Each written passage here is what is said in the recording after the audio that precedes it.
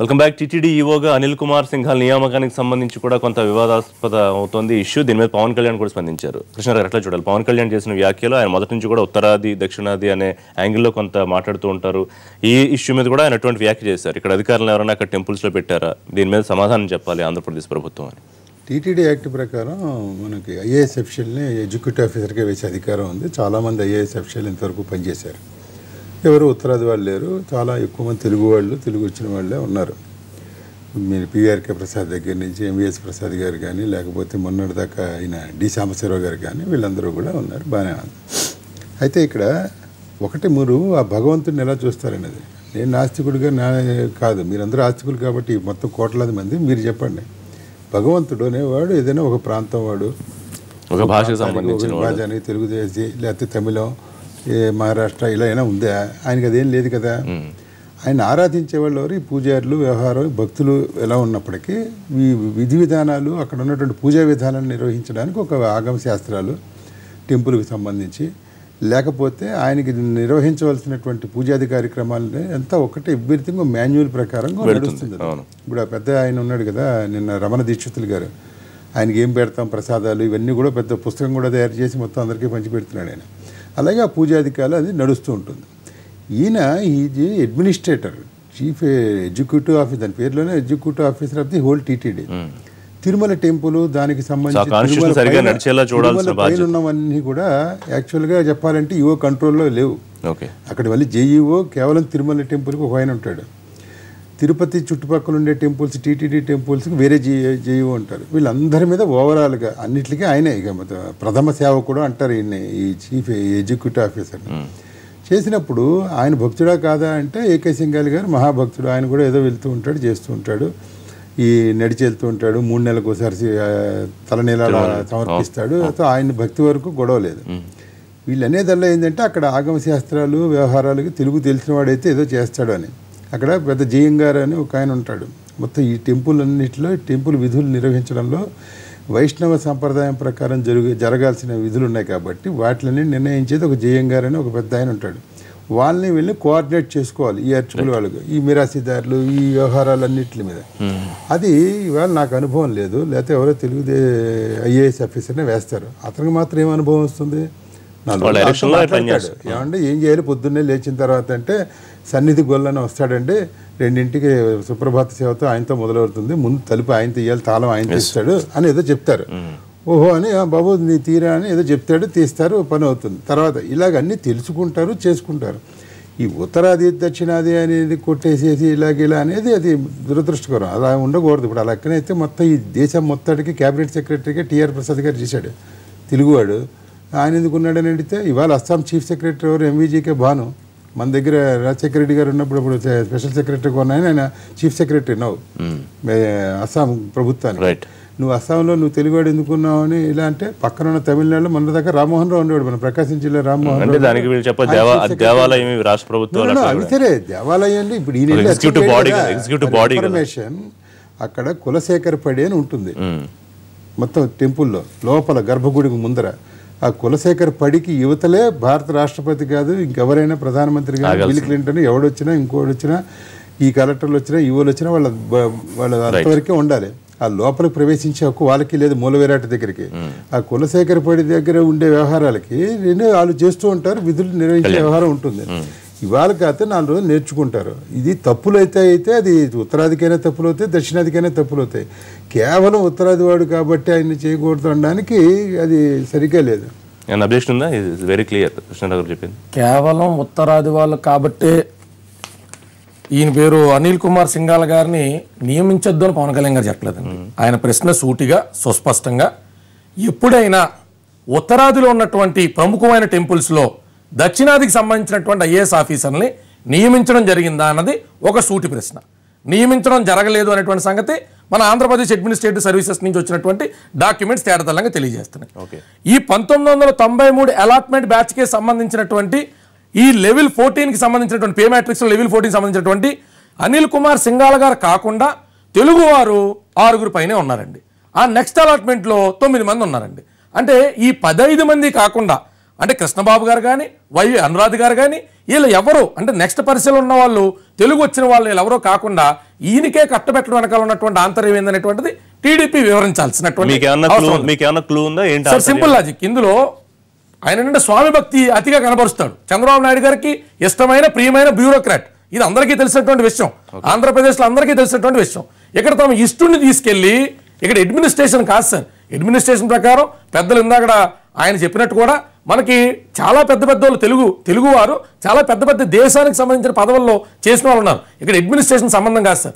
చిన్నప్పటి నుంచి మనం పెరిగినటువంటి కల్చర్ ఏంటి, మన హెరిటేజ్ ఏంటి, దాన్ని కాపాడుకోవడంలో అంతర్లీనంగా మన మైండ్లో ఉంటుంది. తెలుగువారైతే ఏమవుతుంది, మన వైష్ణవ సాంప్రదాయాల మీద వైష్ణవులు కాకపోయినప్పటికీ మనకు తిరుమల ఏంటి, దాని పవిత్రత ఏంటి నేర్చుకునే అవకాశం లేదా? సింపుల్ 172 రకాల విధులు ఆయన చెప్పినటువంటి విధానంలో ఆ ఒక్క గుమ్మ అవతల మూల విరాట్ అవతల జరిగేటువంటి దాంట్లో 172 రకాల విధులు జరుగుతాయి సార్. అది హారత కర్పూరం తేడం కానించి, స్వామివారికి రాసేటువంటి లేపనం కానించి, మూల విరాట్కి సంబంధించిన సేవల కానించి, భక్తులకు ఇవ్వాల్సినటువంటి విధానాల కానించి, ఏ ప్రసాదాలు ఎప్పుడు చేయాల్సిన విధానం కానించి 172 పైచిలకు విధులు ఉంటాయి సార్. ఆ 172 పైచిలకు విధుల్ని ఇవాళ ఈయన వెళ్ళి ప్రత్యేకంగా పంజాబ్ నుంచి వచ్చిన వ్యక్తి కష్టపడి తెలుసుకుని సేవ చేయాల్సినటువంటి అవసరం ఏముంది? ఆల్టర్నేటివ్ లేకపోతే కదా. అంటే ఇప్పుడు తెలుగుదేశం నాయకులు వర్లరామయ్య గారు మాట్లాడారు, వర్లరామయ్య గారు మాట్లాడితే ఇంకా చాలా నిన్న కోటలు దాటేసినాయి కానండి. ఆయన పబ్లిసిటీ కోసం చేస్తారనేటువంటి మాటలకు ముందు అంటే విమర్శ ఉంది సార్. ఈశ్వరుడు నోరిచ్చాడు కాబట్టి ఎడాపెడా మనం తెగ మాట్లాడచ్చు, ఆధారభూతంగా చెప్పాలి కదా. ఇదే అంశం మీద 2016లో కర్ణాటక హైకోర్టు ఇచ్చినటువంటి రిపోర్ట్ మనం చూడాలి. ఏమని చెప్తుంది? Government should not allocate IAS officer as and when they wish or they think. They have to keep in mind preserving the cultural heritage and interests of people of that localites. అంటే ఆ ప్రదేశంలో ఉన్నటువంటి సమాజంలో ఉండేటువంటి normal వ్యక్తుల యొక్క ఇంట్రెస్ట్ని కాపాడుతూ వాళ్ళు తీసుకుని నిర్ణయాలు ఉండాలి తప్ప ఆధారితంగా ఉండకూడదని చెప్పారు. నిన్న వర్లరామయ్య గారు లాంటి పెద్దలు అనుభజ్ఞులు కూడా వచ్చి ఖండాంతరాలు దాటినటువంటి ఖ్యాతిని సొంతం చేసుకున్న పవన్ కళ్యాణ్ గారు కొత్తగా వచ్చి పబ్లిసిటీ స్టంట్లు వేయాల్సినటువంటి అవసరం ఏముంటది, అగత్యం ఏముంటది? అలాంటి మాటలు ఉపసంహరించుకోకపోతే పబ్లిసిటీ స్టంట్లు అంటే ఏంటో, 29 మరణాలకి వీళ్ళు చేసినటువంటి ఫోటో షూట్లు ఏంటో, అక్కడ జరుగుతున్నటువంటి విధానాలు ఏంటో కానించి మాట్లాడుకుంటూ బయటపెడతాం. రామయ్య గారు ఏంటి ఏం బయట పెడతారండి? అదే మాట్లాడదాం. ఆయన ఏం బయట పెడతారు, సినిమా షూటింగ్ ఆయన ఏం బయట పెడతారు మాట్లాడే ఆయన ఏం బయట పెడతారు మాట్లాడే ముందు రియాక్ట్ అవ్వండి రామయ్య గారు. రిషి గారు, ఈ సబ్జెక్ట్ నిన్నే అయిపోయింది. మేము వివరణ ఇచ్చాము అక్కడ. మేము ఆయనకి ఎక్కడేమి హెచ్చరికలు చేయాలి. Is our friend. మేము అధికారంలోకి రావాలని మనసా వాచా కోరుకున్న వ్యక్తి పవన్ కళ్యాణ్ గారు. మేము అధికారంలోకి వస్తే సంతోషించిన వ్యక్తి ఆయన. మాకు క్లోజ్ ఫ్రెండ్ ఆయన, మాకు అంటే మా పార్టీకి, మా అధికార పక్షానికి. ఆయన్ని పబ్లిసిటీ కోసం నువ్వు చేస్తున్నావయ్యా, ఇది కాదని మేము వార్నింగ్ ఇవ్వలేదు, ఆయనకి వివరణ ఇచ్చాము. అయ్యా, ఇటువంటి చట్టం ఎక్కడా లేదు. సౌత్ ఇండియన్ టెంపుల్కి సౌత్ ఇండియన్నే వేయాలి, ఆంధ్రప్రదేశ్ టెంపుల్కి. ఇప్పుడు వైష్ణవ దేవాలయం ఉందండి ఉత్తర భారతంలో, పెద్ద దేవాలయం. అక్కడ మన సుధామూర్తి గారు one of the trustee. Karnataka Sridharan గారు, మన మెట్రో శ్రీధరన్ గారు వన్ ఆఫ్ ది ట్రస్టీ. అక్కడ ఈవో కర్ణన్ నేమ్ నాకు IAS officer is from other state. అందుకని ఉత్తర భారతం దక్షిణ భారతం అని విడతీయొద్దు పవన్ కళ్యాణ్ గారు అని చెప్పడం జరిగింది నేను. ఎందుకంటే దక్షిణ భారతీయుడు రాష్ట్రపతి పదవి చేసినారు మనకి నీలం సంజీవ్ రెడ్డి గారు, పివి నరసింహరావు గారు ప్రైమ్ మినిస్టర్ చేసినారు. మనకి ఈ రోజున retired IAS officer Veeraiah Chowdary గారు భారతదేశంలోనే ఈ బ్యూరోక్రాట్స్ అందరినీ కంట్రోల్ చేసే సివిసిగా మన కృష్ణా జిల్లా మన బెజవాడ ఆయనే ఉన్నారు. ఆయన ఈ రకంగా చూస్తున్నట్లయితే మనం కరెక్ట్ ఉత్తర భారతం దక్షిణ భారతం వద్దండి. చంద్రబాబు నాయుడు గారు దేశ రాజకీయాల్లో చక్రం తిప్పుతున్నారు. ఎన్టీ రామారావు గారు టైం కూడా అయిపోతుంది. పాయింట్ సమాధానం చెప్పండి. అనిల్ కుమార్ మిశ్రా గారు కాకుండా ఆయన బ్యాచ్ లో ఇంకా తెలుగు వాళ్ళు ఎవరు లేరా? వాళ్ళని కాదని ఈయనకే దక్కినట్టు తెలుగు వాళ్ళని ఎందుకు వేయాలి నేను అడుగుతున్నా, చెప్పండి. మీరు సమాధానం చెప్పండి. తెలుగు వాళ్ళని ఎందుకు వేయాలి? మై డియర్ ఫ్రెండ్, మీరు తెలియకుండా చెప్పండి. వర్లరామయ్య గారు, నిన్న మీరు పబ్లిసిటీ స్టంట్ కోసం అధినేత చేశారు అనేటువంటి వ్యాఖ్యలు చేశారా? అది మీరు ఉపసంహరించుకుంటున్నారా? ఆయనకి పబ్లిసిటీ ఎందుకండి? అంత పెద్ద ఆయనకంత పబ్లిసిటీ ఎందుకండి? మాట్లాడుతున్నారు మీరు? పబ్లిసిటీ ఎందుకు? నిన్న మీరు ఆ స్టేట్మెంట్ కోట్ చేశారు. పబ్లిసిటీ కోసం ఇలాంటి కామెంట్ చేయడం తగదు. తర్వాత రాజేంద్ర ప్రసాద్ గారు కూడా ఆయనకి ఎవరో తప్పుడు సలహాలు ఇస్తున్నారు, ఎంత గౌరవిస్తాం కానీ ఇష్టం వచ్చినట్టు మాట్లాడితే చూస్తూ ఊరుకోమని మీరు కానీ రాజేంద్ర ప్రసాద్ గారు లేదండి. నేను కూడా ఉన్నాను, నేను తెరమనుగు పోలేదు, కనుమరుగు అవ్వలేదని చెప్పడం కోసం ఈ ట్వీట్ చేస్తున్నట్టుగా ఉంది అని చెప్పడం. పబ్లిసిటీ ఆయనకి ఎందుకండి? జగన్మోహన్ ఆయనకు పబ్లిసిటీ ఎందుకు? ఆయనకు పబ్లిసిటీ మీరు తెలుసుకొని మాట్లాడాలి. మిత్రపక్షం అని ఇష్టం వచ్చినట్టు మాట్లాడకూడదు. వాస్తవాలు తెలుసుకొని మాట్లాడాలి. వాస్తవాలు తెలుసుకొని మాట్లాడాలి. మిత్రపక్షం కదని రామయ్య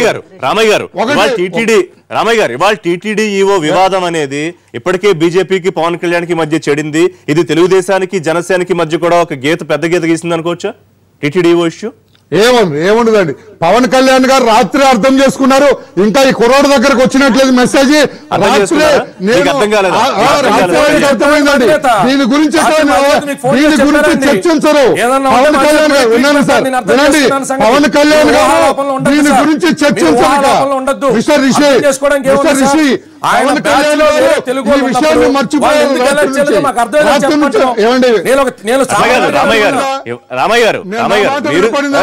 మీరు తెలుగుదేశం పార్టీ రిప్రజెంట్ చేస్తున్నారు, ఆయన జనసేన రిప్రజెంట్ చేస్తున్నారు. ఒకవేళ పవన్ కళ్యాణ్ గారికి అర్థమై ఉంటే దాన్ని ఏమన్నా సరి చేసుకోవాలనుకుంటే ఇప్పటికే ఆయనకు ఒక మెసేజ్ సిగ్నల్ వచ్చి ఉండేది. పవన్ కళ్యాణ్ గారికి రాత్రి మిస్టర్ రిషి పవన్ కళ్యాణ్ గారికి అర్థమైంది.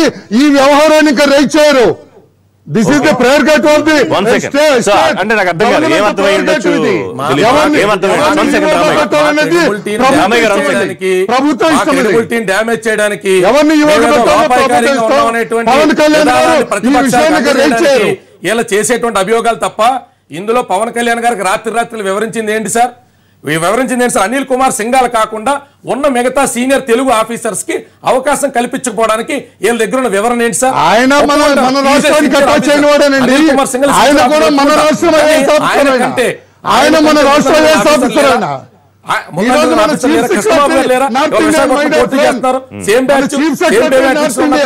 ఎందుకు రాకూడదు సార్? వీళ్ళు ఇప్పుడు చంద్రబాబు గారిది ధృతరాష్ట్ర కౌగిలి అని పవన్ కళ్యాణ్ గారికి వారి అనుచరులకి నెమ్మదిగా ఇప్పుడు అర్థం అవుతున్నట్టు నాకు అర్థం అవుతుంది ఈ డిబేట్ను చూస్తే. ఒకటి, పవన్ కళ్యాణ్ గారి మీద వీళ్ళకి తెలుగుదేశం పార్టీ వారికి చాలా కోపం ఉంటుంది అంతర్గతంగా. లేదు అంతర్గతంగా కోపం ఉంటుంది. అన్నను గెలిపించుకోలేనోడు మమ్మల్ని గెలిపించాడా అనేటటువంటిది బాహాటంగానే కొంతమంది ఎమ్మెల్యేలు విమర్శించినటువంటి ఇది ఉంది. కాబట్టి కానీ పవన్ కళ్యాణ్ గారిని ఒక తురుపు ముక్కగా వాడుకునేటటువంటి అవకాశాన్ని ఎందుకు జార్చుకోవాలని వీరావేశంతో స్టేట్మెంట్లు ఇస్తారు. మళ్ళీ తెల్లారి డిబేట్లకు వచ్చేటప్పటికి మేము రాత్రి ఏదో సెటిల్ చేసుకున్నాం, డీల్ చేసుకున్నాం, పవన్ కళ్యాణ్ గారి మనసులో ఏమీ లేదు. అదేలేండి నేను అంటున్నాను, పోనీ అనుకోండి మనసులో ఏమీ లేదు అనేటటువంటిది ఏదో ఒక ముగింపు. పవన్ కళ్యాణ్ గారిని ఏమో తిట్టాలని ఉంటుంది వాళ్ళకి లోపల, కానీ రాజకీయంగా ఆయన వాడుకోవాలి కనుక మళ్ళీ సర్దుబాటు చేసేటటువంటి ఇది అర్థమవుతుంది. అదే నేను అంటున్నాను కదా, ఆయన ధృతరాష్ట్ర కవులుగా వచ్చేటప్పటికి పవన్ కళ్యాణ్ గారు ఏమీ మిగలడు. అది అర్థం అయ్యేటప్పటికి ఈయనేమి మిగలడు. ఎట్లయితే కర్ణుడు అదే భీముడు ఎట్లయితే నుసు అయిపోయాడో పవన్ కళ్యాణ్ గారు కూడా అదే అవుతారు. అది అర్థమయ్యేటప్పటికి ఇంకా సీనే ఉండదు. ఒకటి నేను అడుగుతున్నా ఈ ఇష్యూలో ఋషి గారు, ఇప్పుడు దేవుడికి ప్రాంతాలు లేకపోతే దీనికి సంబంధించినటువంటిది ఉండదు, కానీ మనుషులకైతే ఉంది కదా. ఈ దేశంలో మనుషులకు సంబంధించినటువంటిదే దేవుణ్ణి కూడా దేవాలయాలు దీనితో నడుపుతున్నది కొన్ని ఇది పెట్టుకున్నాము. అదేవిధంగా తిరుపతి అనేటటువంటి దాని మీద హక్కు అనేటటువంటి దాన్ని చాలా మంది ఆశించారు. అది తిరుపతి అనేటటువంటిది దేశంలోనే ఒక ప్రాచుర్యం కానివ్వండి, ఆదాయపరంగా కానివ్వండి, అది నెంబర్ 1 స్థానంలో ఉండడం మీద తిరుపతి మీద చాలా మందికి మన రాష్ట్రంలో లేదే అనేటటువంటిది ఒక బాధ కూడా చాలా మందికి ఉంది. స్వరూపానంద స్వామి గారు కొన్ని విషయాలు రైజ్ చేశారు. ఆయన కోర్టుకు వెళ్తా అన్నారు, కొన్ని విషయాలు రైజ్ చేశారు. ఎప్పుడు కూడా ఇంతవరకు తెలుగు టీటీడీకి సంబంధించినటువంటి చరిత్ర స్టార్ట్ అయిన దగ్గర నుంచి తెలిసిన దగ్గర నుంచి కూడా ఎక్కడా కూడా కొన్ని ఆగమ శాస్త్రాలకు సంబంధించినటువంటిది, అదే స్థానికంగా అధికారులు ఉండడము రాయల కాలంలో దగ్గర నుంచి ఇప్పుడు బ్రిటిష్ వాళ్ళ దగ్గర నుంచి ఇప్పుడు దాకా వచ్చినటువంటి దాంట్లో ఆ స్థానిక పరిస్థితులను తెలిసినటువంటి వాళ్ళని అధికారులుగా పెట్టడం అనేటటువంటి నడుస్తుంది. దీని చట్టం ఉందా, దీని చట్టం రాసుకున్నామా అనేటటువంటి అనేటటువంటిది కాదు. ఎందుకు దానికి విలువిస్తున్నాము అని అంటే ఖచ్చితంగా దానికి సంబంధించినటువంటి ఆగమ శాస్త్రం ప్రకారం కొన్ని కులాలకు సంబంధించినటువంటి వాళ్ళ ప్రాముఖ్యత కూడా ఉంది. దీనికి నేరుగా ఈ భక్తుల మనోభావాలకు లేకపోతే వాళ్ళకి ఏమైనా ఇబ్బంది కలుగుతుందా? ఒక ఈవో అన్న తర్వాత వచ్చిన తర్వాత నేర్చుకుంటారు, మొత్తం స్టడీ చేస్తారు, దానికి అనుకూలంగా మార్చుకుంటారు, వ్యవహరిస్తారు. కానీ వస్తుందండి ఏదైనా సమస్య వచ్చినప్పుడు, సాంప్రదాయానికి సంబంధించినటువంటి సమస్య ఒకటి ఏదైనా వివాదం గానీ చర్చ గానీ వచ్చినప్పుడు ఖచ్చితంగా అసలు ఎందుకు పోవాలి, ఈ ఆప్షన్ కి ఎందుకు పోవాలి అనేటటువంటి ఏ ఇంట్రెస్ట్లు పనిచేసి ఇవాళ నార్త్ ఇండియన్ పెడుతున్నారు అనేటటువంటిది ఈ రోజు అందరూ అయిపోయింది. పవన్ కళ్యాణ్ అర్థమైంది, ఇక దీని మీద పెద్దగా ఏమి స్పందించరు. సార్ మేము ఆపర్చునిస్టిక్ పాలిటిక్స్ ఎలాగా చేయము. మేము రేపు పొద్దున స్పందించలేదంటే దాని అర్థం ఏలేదో చెప్పారో మేమేదో ఆగిపోయానో కాదండి. రప్చర్ చేసి ప్రతి దాంట్లో రాజకీయం మేము చేయాలనుకో. మా అధినేత ఏం చేస్తాడు, సుస్పష్టంగా ప్రశ్న అడుగుతాడు. ఆ ప్రశ్నకి సంబంధించి ప్రజలకు వీళ్ళు సమాధానం చెప్పాలి, మాకు చెప్పక్కల్లా. ప్రజలకు సమాధానం చెప్పాలి, చెప్పిన సమాధానం ప్రజా ప్రయోజనాల రీత్యా ఉండాలి తప్ప ఏదో మనం చెప్పేసాం issue is closed, special status is closed, everything is closed అంటే రామయ్య గారు మిమ్మల్ని అడుగుతున్నాను. టీటీడీఓ ఇష్యూ రెండింటి మధ్య గీత గీసిందా జనసేన ఇప్పుడు మధ్య? చంద్రబాబు నాయుడు గారు అమెరికా పర్యటనలో ఆయన మీద పోలీసులు వస్తేనే ఖండించిన వాళ్ళం. అంటే మేమేమంటున్నాం, మా రాష్ట్ర ముఖ్యమంత్రి అని చెప్పుకుంటున్నాం, అంతేగాని మా పార్టీకి సంబంధించిన కాదు కాబట్టి బాగా జరిగింది అచ్చకెచ్చని మేము అంటలేదు. ఆ రకమైన శాడిజం మాలో లేదు. మేమేమంటున్నాం, అంశపూరితంగా మాట్లాడతాం. ఒక కాదు, వాళ్ళు అర్థం చేసుకోవాల్సింది ఏంటంటే ప్రజలకు వివరించాలి. అదే బ్యాచ్ లో ఇంకా తెలుగు వాళ్ళు ఉన్నప్పుడు, కొత్తగా ఇప్పుడు తెలుగు వచ్చే యాంకర్ ఉన్నప్పుడు బయట నుంచి ముంబై నుంచి ఎవరినో హిందీ వాళ్ళని తీసుకొచ్చి వాళ్ళకి తెలుగు నేర్పించి ఎన్టీవీలో కూర్చోబెట్టాల్సిన స్వరూపానందేంద్ర కోర్టుకి వెళ్ళి న్యాయ పోరాటం చేస్తున్నారంటే రామయ్య గారు దీని మీద బ్రీఫ్ గా రెస్పాండ్ అవ్వండి. సార్ ఏం లేదండి, మన పద్మ గారు ఏదో డీల్ చేసుకున్నారు, డీల్ చేసుకోవటం మాకు అలవాట్లేదమ్మా, డీలింగ్ మాకు తెలియదమ్మా. మేము వివరణ ఇచ్చాము, ఆ వివరణని యాక్సెప్ట్ చేశారు పవన్ కళ్యాణ్ గారు, ఓకే అన్నట్లుగా మాకు సమాచారం. స్వామీజీలకు కూడా మీరు వివరణ ఇచ్చి వాళ్ళని కన్విన్స్ చేయగలుగుతారా? ఇప్పుడు ఆయన కోర్టుకి వెళ్తారంటున్నారు, ఆ స్వామీజీ గారు కొంచెం పొలిటికల్ స్మెల్ వస్తుంది ఆ స్వామీజీ గారి కామెంట్స్ లో. సారీ టు సే, ఆ స్వరూపానంద స్వామి గారి కామెంట్స్ కొంచెం అప్పుడప్పుడు పొలిటికల్ స్మెల్ వస్తుంది, చాలా దురదృష్టకరం. ఆయన ఇందులో ఇంటర్ఫియర్ అవ్వాల్సిన, ఎక్కడ ఆగమ శాస్త్రాలని ఆచరించడంలో ఎక్కడన్నా ఇబ్బంది జరిగితే అక్కడ పెద్దలు కృష్ణారు చెప్పినట్టుగా రమణ దీక్షితులు గారు ఉన్నారు, మా డాలర్ శేషాద్రి గారు ఉన్నారు, వాళ్ళందరూ ఎక్స్పీరియన్స్డ్ పీపుల్ దేర్, వాళ్ళు చూసుకుంటారండి. ఈ ఏకే సింఘాల్ కూడా మన రాష్ట్రానికి అటాచ్ చేసిన వాడండి, మన రాష్ట్ర చీఫ్ సెక్రటరీ కూడా నార్త్ ఇండియన్ అండి, ఆయన కూడా ఆంధ్రప్రదేశ్ రాష్ట్రానికి చెందినవాడండి. We should not show any difference between south Indian and north Indian.